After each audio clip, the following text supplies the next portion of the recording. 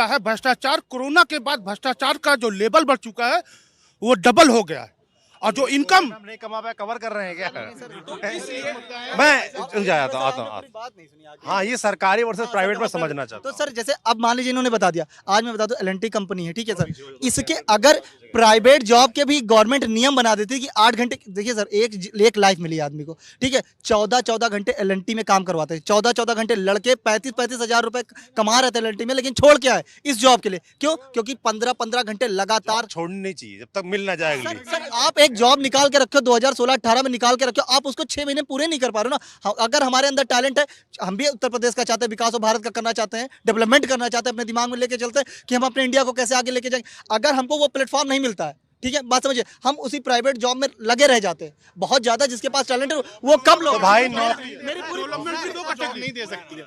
ध्यान सिंह, मैं IT company में काम करता हूँ। प्रॉब्लम ये गवर्नमेंट सबको जॉब नहीं दे सकती। हमारे पास पॉपुलेशन है, ठीक है, मैं आईटी कंपनी में काम कर रहा हूँ, मुझे पता है कि सबको जॉब मिलना है। आप अपना टैलेंट निकालो, आप क्यों आप प्राइवेट जॉब में काम करो, साथ में प्रिपरेशन करो। वही कर दे, अलग से हम मांगते ही नहीं, हमारे अंदर टैलेंट होगा हम पा जाएंगे। जो आपके यहाँ खाली पद है आप उनको भरो, गवर्नमेंट में आप मत बढ़ाओ। प्राइवेटाइजेशन कर रहे हो उस चीज को सही ढंग से करो, ठीक है, लेकिन जो गवर्नमेंट है, एक मिनट पास, जो गवर्नमेंट वैकेंसीज है उनको निकाल। अगर हमने ये तो नहीं कहा कि आप नए पद सर्जित कर दो, कि जनसंख्या के हिसाब से नए पद भी सर्जित होने चाहिए, वो तो तुम कर नहीं पा रहे हो। अगर इनकम सरकार ये कह रहे हैं कि भाई आपने 5 साल बर्बाद किए। आप एक प्राइवेट जॉब कहते हैं, प्राइवेट जॉब में सैलरी बढ़ रही है, मैं एक्सपीरियंस एक करके डेवलपमेंट पे एक बात, अगर आप कहते आप प्राइवेट जॉब कहते, आपको भी फ्रस्ट्रेशन कम है, आप फोकस कर सकते थे। वो एक्सक्यूज है कि आप प्राइवेट जॉब के साथ गवर्नमेंट की तैयारी प्रिपरेशन नहीं कर सकते। सर एक और मुद्दा है, यूपी में आईटी कंपनीज नहीं है। मैं सॉफ्टवेयर इंजीनियर हूँ, मैं पुणे में वर्क कर रहा हूँ, यहाँ आ रहा हूँ। वो एक इशू है, वो गवर्नमेंट पे फोकस करना चाहिए। अखिलेश यादव ने एक SCL लाए, उसके बाद कुछ नहीं हुआ। वो एक मेन मुद्दा है कि आप प्राइवेट जॉब्स दो, उसके बाद इंफ्रास्ट्रक्चर आएगा और एम्प्लॉयमेंट आएगा, गवर्नमेंट का रेवेन्यू भी आएगा, गवर्नमेंट का रेवेन्यू आएगा, हमको प्रॉफिट होगा। एज ए पर्सन जो मैं लखनऊ में रहता हूँ, मैं वहाँ नहीं जाऊँगा, राइट। और उसके साथ एक एरिया पूरा Lucknow as IT hub develop होगा। बेंगलोर, पुणे क्यों डेवलप हुए? बिकॉज वहाँ पे इन्वेस्टमेंट आया बाहर से, और वहाँ लोकल लोगों को एम्प्लॉयमेंट। तो साइन उत्तर प्रदेश में बहुत सारे हुए थे। हाँ हुए, हर साल हो रहे हैं। डेवलपमेंट के नाम उत्तर प्रदेश सचिवालय में नौकरी निकलती है। उत्तर प्रदेश में 1 लाख से ऊपर 40-50 नौकरियों में 1 लाख से ऊपर डॉक्टर और PhD और इंजीनियर अप्लाई करते हैं। उत्तर प्रदेश सफाई कर्मी की निकलती है। आप उत्तर प्रदेश का देख लीजिए क्या हाल उत्तर प्रदेश में। जो भर्ती आयोग है सर, जो भर्ती आयोग है उसमें भी कुछ कर्मचारी होती हैं, उनकी भी भर्ती की जाती है और उन भर्ती कर्मचारियों को सैलरी भी दी जाती है। ये सरकारी नौकर हैं कहे जाए तो।